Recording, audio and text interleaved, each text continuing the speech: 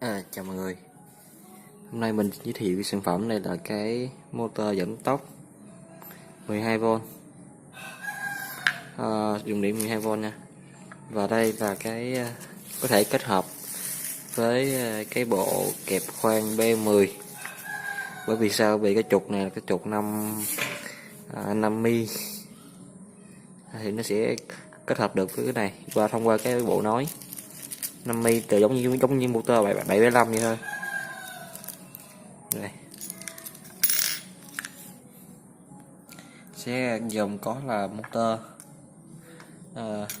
đầu vặn này của cái của B10 này, và cái trục nối hột đồng B10. Đây là là một kẹp khoang đây.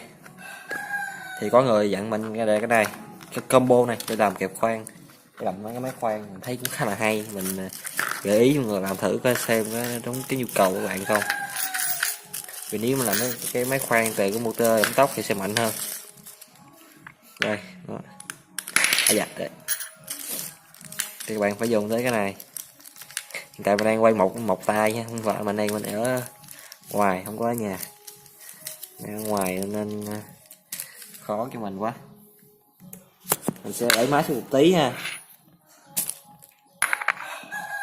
Mình lấy cái đồ cái khớp nối ra. Rồi đây. Thì phải chú ý đây là cái độ 10 hay nối từ mũi khoan từ 0,6 mm cho đến 6 mm nha. Nhỏ hơn là không thể được nha. Đây. Nhỏ hơn nó không ổn định. Như vậy thì các bạn sẽ đấu nối cái này, cái khớp đồng này vô đây. Vừa luôn nha. Và cái này bạn sẽ đấu nối vào đây.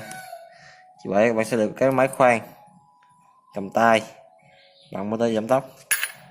Nhưng không gắn lại không mở không được. Này của một người đặt mình.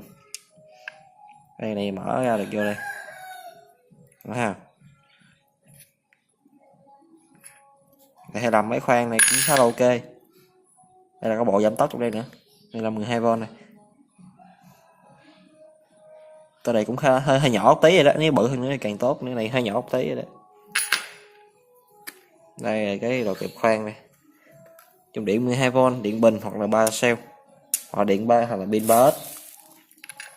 Đây bạn gắn vào đây, bạn vặn nè cho nó chắc ra nè. Ở đây. Đó.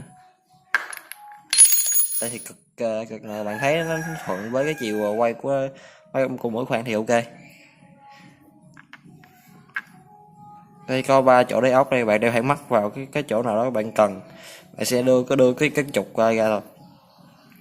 Còn motor bạn để ở trong, ví dụ gì đó.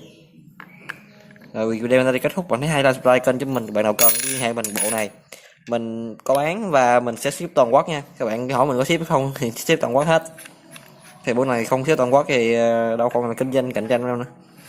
Vì theo công nghệ 4.0 thì đa số người giới trẻ thì sẽ mua online, mình thì cũng là giới trẻ, mình sẽ bán online. Video cái số điện thoại có đi dưới video này. Mình xài số Mobi lúc trước là 0120 thì bây giờ đổi thành 070. Mình sẽ đổi số lại 070 070 nha. 070 479 7165 thành 10 số. Rồi bạn cần liên hệ mình ha. Chào mọi người.